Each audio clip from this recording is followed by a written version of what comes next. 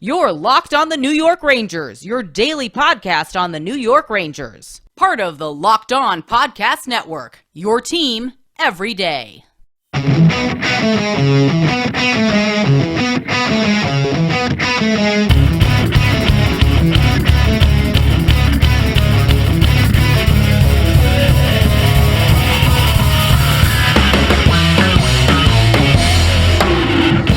Welcome back, Blue Shirts fans, to episode number 557 of the Locked On New York Rangers podcast. I'm your host, John Chick. Just want to thank you guys for making Locked On New York Rangers your first listen every day. We are free and available on all platforms. That song you're hearing right now is, of course, Leave the Lights On from our good friends in Passafire. You can check those guys out anywhere you get your music. And the Rangers, just a short time ago, wrapped up a tough, gritty 3-2 road victory against the Pittsburgh Penguins, defeating them for the second time in less than a week here, and doing so in a way that wasn't obviously as dominant in their previous encounter. You know, the Rangers last week beat the Penguins 5-1 in Madison Square Garden, and they were basically just firing on all cylinders, but in some ways, I think that makes tonight's win all the more satisfying, simply because, you know, they really had to work for this. This was a defensive struggle at times in this game. The Rangers, I thought, did a fantastic job really limiting the Penguins' shots on goal. I believe they only had about 9 shots on goal after 2 periods, and then, you know, the game opened up a little bit more in the third period. The last couple minutes were absolutely crazy, and the Penguins ended up with a few more shots on goal in the third period than they had for the entire game. In fact, they end up with 24 shots on goal to the Rangers' 26 shots on goal. But I don't know about you guys, but I just feel absolutely just terrible that the Rangers went into Pittsburgh and ruined Ben Roethlisberger night. I mean, I don't even know how I'm going to get to sleep tonight. That guy, man, always just such a quality, classy individual, just worthy of everybody's respect and admiration. He really, really is. Yeah. So, as you can tell, I have absolutely no sympathy for the Pittsburgh Penguins being dealt an L while they choose to honor somebody who does not deserve to be honored. But be that as it may, and you know, I'll say one more thing on that matter. Does anyone out there listening to this think that the Pittsburgh Steelers are going to do the same thing for Sidney Crosby whenever Crosby retires? I don't see it. I mean, the Penguins, if you miss it, they were wearing number 7 throughout their whole pregame skate here tonight, you know, obviously in tribute to Pittsburgh's former quarterback. I don't see the Steelers going out of their way to make anything even resembling a big deal out of Sidney Crosby retiring. And I could be completely wrong about that. And I'll admit that I'm wrong if I turn out to be wrong. But I just don't see them doing that. And Crosby has more championships than Roethlisberger. Just want to point that out as well. But enough about Pittsburgh. Let's talk about the New York Rangers here. I think one of the things that continues to stand out about this team is that everybody, other than Justin Braun, and we'll talk about that situation in a second, but everybody else that Chris Drury dealt for at or near the trade deadline, Frank Vatrano, Andrew Copp, Tyler Motte, all 3 of these guys continue to go out there and contribute for this team in a wide variety of ways. Frank Vatrano continues his hot scoring stretch. He scores a goal to tie the game in the first period. Kreider to Mika Zibanejad. Zibanejad centers to Frank Vatrano. It was actually kind of a crazy play. In fact, let's just go ahead and go through it real quick right now. So the puck is behind the Penguin goal line, and Kreider's back there fighting for it. And this is right after Jacob Trouba had won a board battle. You know, he was pinned against the boards, but still managed to get the puck in deep. And then the Penguins attempted to clear the puck, but Kreider deflected it. It went up into the air, landed at the feet of Mika Zibanejad, and Mika with a quick little touch pass to Frank Vatrano. Vatrano handles the rest, shooting from the high slot area, and he scores to once again tie the score at 1-1 there. Frank Vatrano, you know, he was mixing it up a little bit with some of the Penguins in this game as well. I don't know if that's kind of his MO, you know, being a little bit of an agitator, but certainly he doesn't shy away from that kind of a stuff. There was a confrontation not too long after this, and there was also a confrontation near the end of the second period, actually right at the end of the second period, that Vatrano was also involved in. So Vatrano, not somebody who's afraid to mix it up a little bit. And getting back to the rest of the New York Rangers, you've got Andrew Copp once again chipping in with a secondary assist. He passes to Artemi Panarin, and Panarin moves right down the right side, made like kind of almost like a stop and go move that you might see like a running back make, you know, a little cut, and then passed back and toward the center of the ice to Braden Schneider, who was waiting in the high slot, and Schneider cranked it home, gave the Rangers a 2-1 lead at that point in the game. But Andrew Copp, he had a little bit of a hiccup tonight because he took a really unnecessary penalty when the Rangers were up 3-1 in the third period, an offensive zone penalty, and the Penguins scored a short time after that to cut the Ranger lead to 3-2. But other than that, I continue to love what I'm seeing from Andrew Copp, and he's just been great so far. And then as far as Tyler Motte, somebody who, again, just a gritty, scrappy player. I've mentioned this before, both on social media and in previous episodes of Locked On New York Rangers, but it's pretty easy to tell why Vancouver Canuck fans absolutely adore this guy. He works his tail off every single game. He's already become an important member of the penalty kill unit. And he also set up a scoring chance for the Rangers in this game. He stole the puck behind the Pittsburgh net, passed in front to Ryan Reaves, and Jari had to make a really nice save to prevent that puck from going in. I do not believe Motte has a point yet with the Rangers, but he's still been a fairly impactful player, and I believe that point is coming sooner or later. He's been close a couple of times, both in terms of either scoring himself or, making a nice pass to give somebody else an opportunity. So I continue to love what I'm seeing from these new players on the New York Rangers. And there was a little bit of change in the lineup. Obviously, Ryan Strome had to sit this one out with an injury. The dreaded lower body injury, claims yet another victim. But hearing Gerard Gallant's comments after the previous game, the one before this one, the big win over Buffalo, it sounds like he's expected back sooner rather than later. We'll see if he's back out there in Detroit. Obviously, it's the second game of a back-to-back. But either way, we will definitely discuss these New York Ranger line combinations in just a second here. But first, just want to let everybody know that today's episode of Locked On New York Rangers is brought to you by Built Bar. I am sticking to my resolution to eat right, thanks to Built Bar. It almost feels like it's not really a resolution because I actually enjoy eating them. Have you tried the Puffs? If you haven't, you're missing out on one of Built Bar's best tasting bars. Puffs are the first ever protein-infused marshmallow. All Built Bars are covered in 100% real chocolate, Puffs included, 100% real chocolate. Low calorie, high protein. Replace your candy bars with these. They are better. A typical candy bar can be anywhere from 200 to 300 calories. Most Built Bars contain 130 calories, 4 grams of sugar, 4 net carbs, and 17 grams of protein. Compare that to a candy bar, which usually has around 240 calories, 30 grams of sugar, and dozens of net carbs. At Built Bar, they are all about the taste. They make it taste delicious first, then they figure out how to make it healthy. And I don't know how they do it, but they pull it off every single time. Go to Built.com, use promo code LOCKS15, and get 15% off your order. Use promo code LOCKS15 for 15% off at Built.com.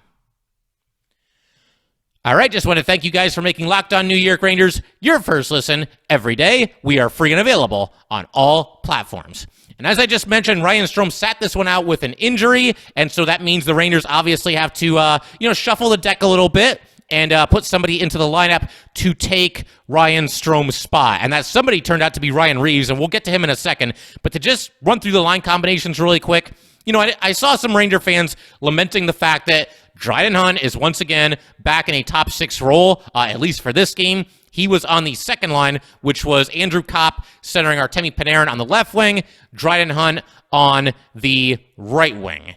The reason I don't have too much of an issue with this is because I don't think if you're the Rangers, you would have wanted to do anything to break up the third line. The third line right now is Philip Hedl centering Alexis Lafreniere on the left wing, Barclay Goodrow on the right wing. That line has played a lot of really strong games together recently. We saw Hedl pick up a primary assist on a goal by Alexis Lafreniere. Lafreniere had his 6-game point streak come to an end tonight. But overall, those three have really played well together. And, Goodrow brings some of the grit and does some of the dirty work for that line. So I don't think the Rangers were too keen on the idea of breaking them up. And as we've heard Gerard Gallant talk about in the past, I don't think he wanted to move Alexis Lafreniere from the left wing back to the right wing. I think he prefers him on the left wing, and that's where we're probably going to see him for the foreseeable future. And so, yeah, could they have put Lafreniere on the second line right wing, or Hedl, or even Goodrow?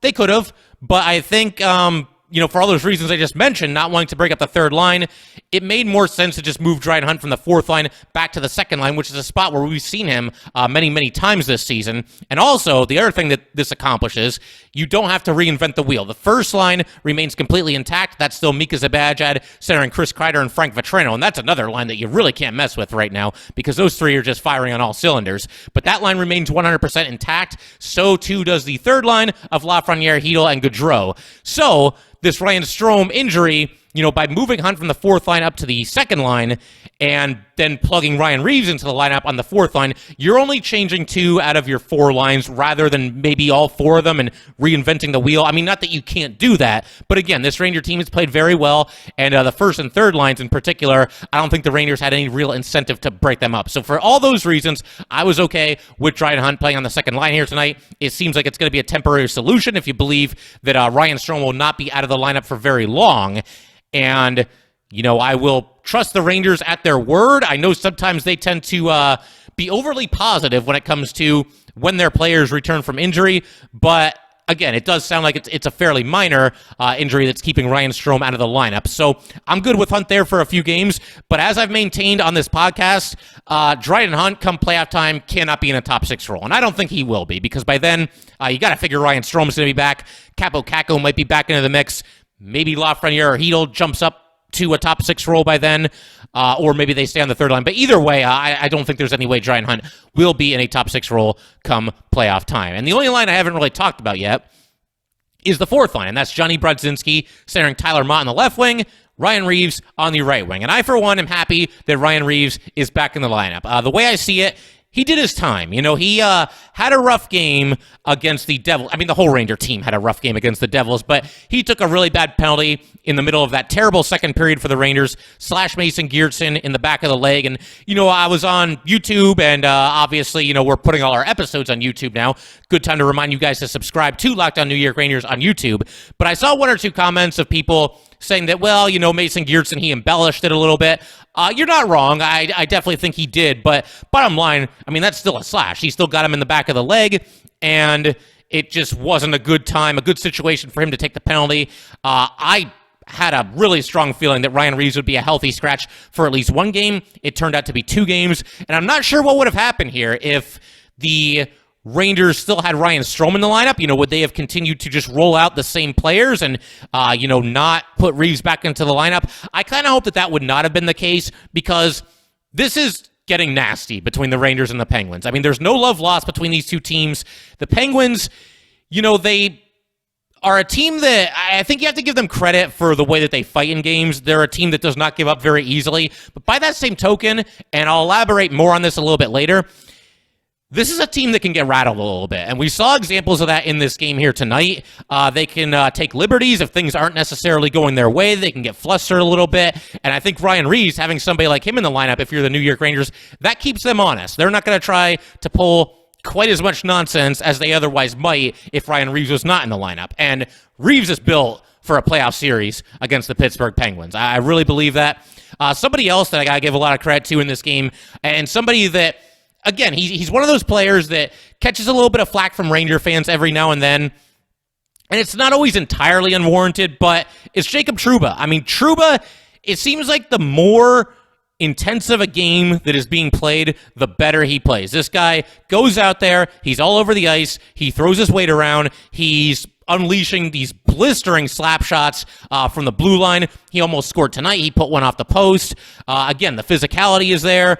The big checks are there. He knocked somebody to the ice with a check, an open ice hit in this game, clean hit.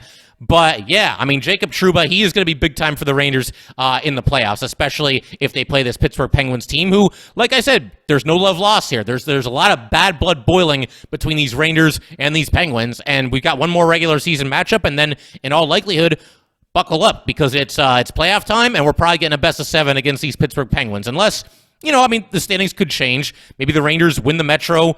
Maybe the Penguins drop to 4th place. You never know what can happen. But for all intents and purposes, if you're going to bet on what is going to happen come playoff time, I think, Rangers-Penguins is a pretty good bet right now. And then the only other thing I want to talk about as it pertained to the Ranger lineup, once again, Braden Schneider sticking in the lineup. He's on the 3rd pairing alongside Patrick Nemeth. This is the 3rd consecutive game for Braden Schneider. Justin Braun was brought over to the Rangers in exchange for a 3rd-round draft pick, and played in the first game against the Devils and has not seen the ice since. And it's nothing against Justin Braun, but I will say what I've said all along. I am not convinced Braun is some massive upgrade on Braden Schneider. And come playoff time, I think getting Braden Schneider playoff experience and a little bit of trial by fire, that's a good thing. I don't want Braden Schneider making his playoff debut next year. I want him to do it this year. Next year, the Rangers might have an even better chance to win the Stanley Cup than they do this year. And I don't want Braden Schneider to be playing in his first career playoff game at the same time next season. So get him out there, let him do his thing. I mean, Justin Braun, it's going to be tough for him to get back into the lineup. Now, I'll say that, and he'll be back out there in the next game. You never know for sure. But, Braden Schneider was good tonight. He scored a goal. He's played well ever since the Rangers called him up, basically. And I don't know. I mean, to me, the team is winning, and you know how these coaches are. They like to stay with the same lineup when things are going well and when the team is putting up W's, and that's what's happening right now. And I will also say this as it pertains to Braden Schneider, and also really all of the young Ranger players. The Rangers are playing the Pittsburgh Penguins 3 times in the span of just 2 weeks.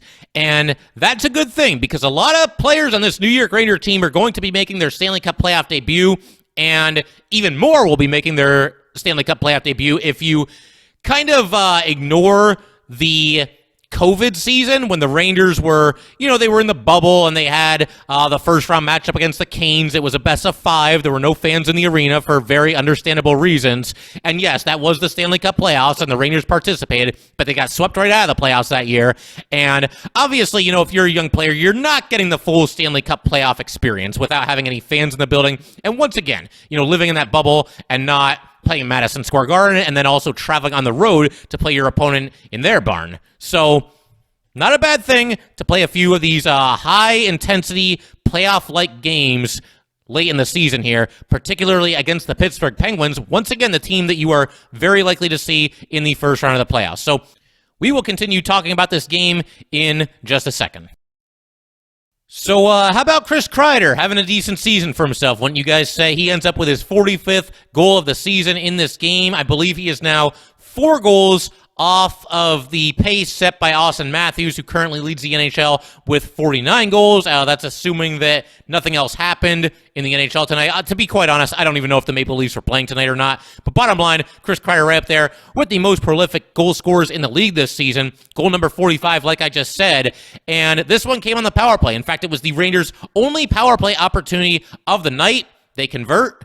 And you've got Artemi Panarin moving the puck along the boards. He's skating with the puck up the right boards, and then he passes back to the blue line to Adam Fox. Now, Fox has a Pittsburgh defender, closing on him pretty quickly, and Fox is carrying the puck. He's back skating, basically, right across the blue line there. He's a couple of feet in front of it, obviously, but the Penguins closing in on him, and he did something so subtle here, but it created the entire play. It basically resulted in the Rangers scoring a goal.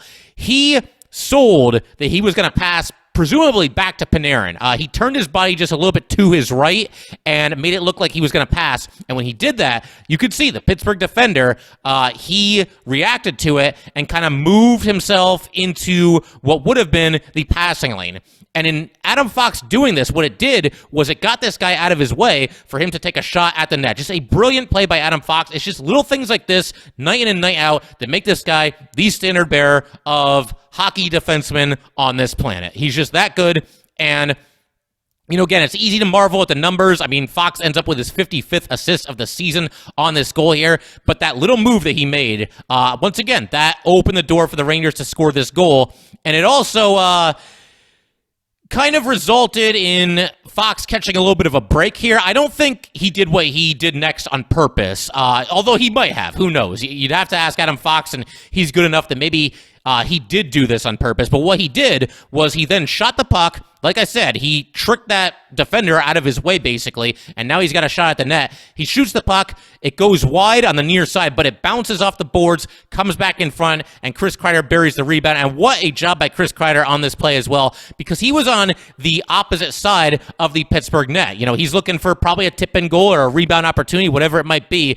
But as soon as Fox took this shot, Kreider anticipated it, and he knew exactly what was going to happen, and he immediately darted from one side of the net to the other, got himself in position, And, again, the puck went off the boards, came back in front, and Kreider buries it from the doorstep. Just a phenomenal goal by the Rangers on this play, and some nice round numbers, too. I just mentioned Chris Kreider got his 45th goal, Adam Fox got his 55th assist, and Artemi Panarin with his 60th assist of the season. And this turns out to be the game winner because, like we were talking about, the Penguins did cut the Ranger lead to 3-2.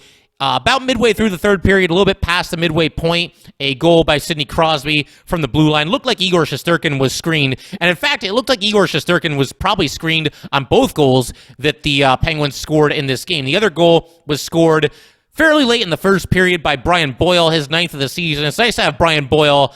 it's nice to see Brian Boyle having a nice season for himself. I wish it was with a team other than the Penguins, but be that as it may, that guy's obviously been through a lot and continues to remain a productive player well into his mid-30s at this point. Like I said, 9th goal of the season and somebody that has played a solid role for the Penguins on their fourth line there. So good for him. Fortunately, the Rangers won this game anyway, but it was not for the faint of heart in the last 2 minutes and 30 seconds or whatever it was here. Just complete chaos. The Rangers had no fewer than, I would say, 3 or 4 opportunities at the very least to put this game away down the stretch because the Penguins had their goalie pulled. They pulled their goalie fairly early with 2:32 remaining in regulation. They did it with a draw in the Rangers zone forthcoming. The Rangers had just iced the puck, and the Penguins said, what the hey, let's pull our goalie now. Let's give ourselves a chance. A lot of things to like here. I mean, we'll get to all the missed empty net opportunities that the Rangers had here. But Barclay Goodrow, and again, this is somebody that has done such a nice job for the Rangers this season and somebody that I always want on the ice in these situations. He made a really nice play, basically standing up Sidney Crosby at the Ranger blue line. Crosby came in up the right side, and Goodrow basically just pinned him to the boards, and the Rangers were able to clear the puck a second or two later.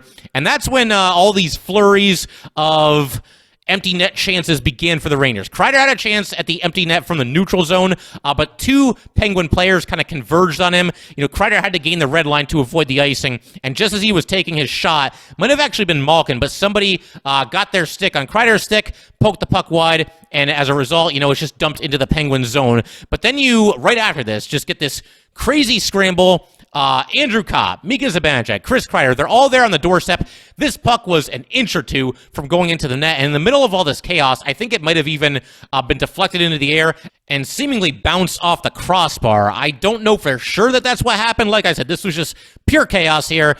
You've got like 3 Rangers in the crease and 4 Penguins in the crease trying to bury the puck and keep the puck out of the net respectively with about 1:30 to go here. Mika Zibanejad was blatantly boarded while fighting for a puck along the boards, and the refs did not call it because, of course not. And then the Rangers get another opportunity. Artemi Panarin passes off the boards to Barclay Goodrow in deep. Now, Goodrow, I will say, he's got to bury this, but it wasn't as easy as maybe it would have appeared because by the time he tracked on the puck, Panarin's pass led him into the zone, and by the time he got there, he was moving about as fast as he can move, and was it something of a sharp angle, and once again, put it off the post with about 46 seconds left in the game. I do think he's got to bury that one, and we've seen Goodrow score a couple of empty netters this season, but one of those plays that may not have been quite as easy as it looked while you were watching it live. That's just my take on it anyway. But then, Igor Shesterkin, who seems to be back to his old self here. He's had 2 excellent games against the Pittsburgh Penguins here, holding this high-powered offense to just 3 total goals in 6 periods. Very, very impressive. And he makes a clutch, excellent save with 15 seconds remaining in the game. Again, everything's happening really fast, but Malkin passed in front, and then the Penguins work the puck over to Jake Gensel on the doorstep, and Igor Shesterkin with an excellent sliding pad save, once again with just 15 seconds remaining in the game. The Penguins get another offensive zone draw with just 4.5 seconds left. They call their timeout. You've got Copp out there taking the face-off against Jeff Carter. Carter won it, but not completely clean, and the Penguins worked it around the perimeter for a shot that went wide. So the Rangers hang on, like I was saying, just a chaotic final 2:30 or whatever it was there. Again, playoff-like atmosphere. I know I keep saying that, but that's the biggest takeaway from this. This game definitely felt like a postseason kind of game, and certainly a preview of what we might see in the playoffs. And, hopefully the Rangers can just play the way they've been playing against the Pittsburgh Penguins in these last 2 games here, and I think they'll do just fine against this team. It's not going to be easy. There's some veterans over there. There's some former Cup champions over there, but I do think in a 7-game series, the Rangers are showing you that they can certainly go toe-to-toe with this Pittsburgh Penguin team and ultimately prevail and hopefully punch their ticket to round 2. We're getting a little bit ahead of ourselves here, but that's okay. The playoffs are just right around the corner, and I know I can't be the only Ranger fan who's very excited at the prospect of some Ranger postseason hockey here. I also want to talk a little bit about the dust-up at the end of the second period. This has actually happened in both of these 2 recent games between the Rangers and the Penguins. Little get-together at the end of the second period, and this one occurred between Guentzel and Lindgren. Basically, you had Guentzel shoving Lindgren in the face with, his stick was up pretty high, and then Lindgren shoved him back, and before you know it, everybody's over there, and Matheson kind of ties up with Ryan Lindgren, and Matheson pulls off Lindgren's helmet. And this goes back to what I was talking about before. The Penguins are a team, when things are not going their way, they do get flustered. And again, I distinguish between a team that gets flustered and a team that gives up. The Penguins do not give up. I know a lot of us Ranger fans are probably not necessarily the biggest fans of this team. And, I mean, why would we be? It's a division rival. We've seen some pretty epic playoff battles between these 2 squads over the past however many years you want to go back. But the way the Penguins have acted these last 2 games, particularly at the end of the second period in each of these 2 games, it tells me that, once again, this is a team that can get a little bit flustered and you can get under their skin at least a little bit. And the Rangers have been smart about this. They've taken the high road. They haven't taken any stupid penalties retaliating in situations like this. And in fact, this whole dust-up resulted in the Rangers getting a power play opportunity in the third period because when you came back after the second intermission, Ryan Lindgren was in the penalty box for the Rangers, but Guentzel and Matheson were both in the box for the Pittsburgh Penguins. So the Rangers get a power play, and we talked about how big that matchup's going to be come playoff time as well. Rangers number 2 power play in the league, Penguins number 2 penalty kill. And again, this was the Rangers' only power play opportunity of the game, and they scored Chris Kreider from the doorstep, and that turns out to be the game-winning goal. So that was big there. The Rangers got under the Penguins' skin, and it cost the Penguins the game. I mean, that's really, there's no other way to say it, because this was the game-winning goal, and you never know exactly how things are going to shake out, but it's possible that if all this doesn't happen at the end of the second period here, the Rangers never make the score 3-1, and Crosby's goal in the third period doesn't just bring the Penguins within 1, it might have actually tied the game. So Penguins have nobody to blame but themselves for losing their cool at the end of the second period there. And, again, props to the Rangers for taking the high road in situations like this, not losing their temper, not losing their cool, and getting a power play as the result of everything that happened at the end of the second period. And the last thing I wanted to talk about here today, we mentioned the line combinations earlier in this game, but obviously what's happening right now is with Ryan Strome out of the lineup, you've got Andrew Copp playing in Strome's usual place, centering the second line. And in fact, Copp was also in Ryan Strome's usual place on the Rangers' top power play unit. And it leads me into an inevitable discussion, and it's one of those things, I'll just talk about it fairly briefly here, but we're obviously going to have a lot to say about this come off-season time. But you see Copp out there with Panarin, and you see Copp putting up all these points, and you also realize that almost every situation where Copp has gotten a point with the New York Rangers, Panarin has somehow been involved in just about every single one of them, and it ultimately begs the question of, do the Rangers see Andrew Copp as a potentially less expensive alternative to Ryan Strome? Now, before I really get into this, I do have to give props to Ryan Strome. I know he's got his naysayers out there, but this guy's been a very important player for the New York Rangers over the past few seasons. Some of his best work has been done when Artemi Panarin has not been in the lineup.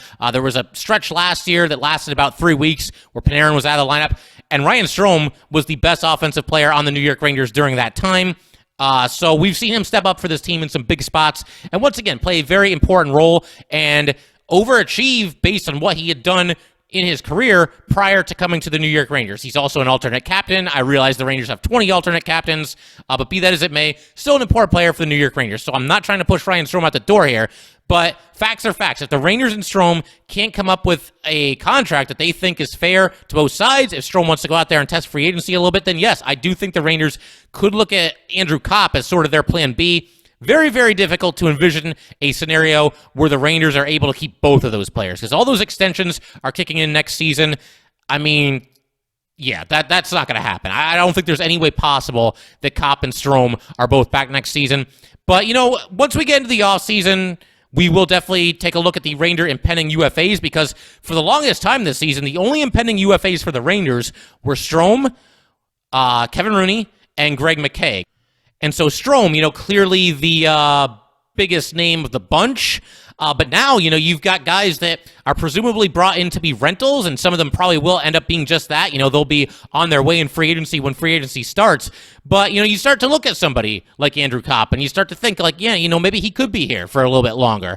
Maybe somebody like Frank Vatrano, who's on fire since coming over to the Rangers. And even Tyler Motte. Motte might prove to be less expensive than any of the players that I just mentioned. And so maybe the Rangers like him. They see him as somebody who can round out the bottom six, and he sticks around on a fairly inexpensive deal. I mean, we'll see what kind of a contract he ends up getting for himself. But like I said, this is all a debate for another day. I just wanted to at least introduce the whole Copp versus Strome dynamic here. But that will pretty much do it for today, guys. Once again, if you'd like to get in touch with this podcast, please send an email to lockedonnyrangers@gmail.com. Once again, that is lockedonnyrangers@gmail.com. And definitely give us a follow on Twitter as well, @LO_NY_Rangers. Once again, that is @LO_NY_Rangers. Thanks again, guys. I'll see you next time. Thanks for making Locked On New York Rangers your first listen every day. In our next episode, we're going to break down everything that happens between the Rangers and Detroit Red Wings. Now make your second listen Locked On Fantasy Hockey. Host Steele Rodine and Flip Livingston help you become the expert of your fantasy league. It is free and available wherever you get your podcasts.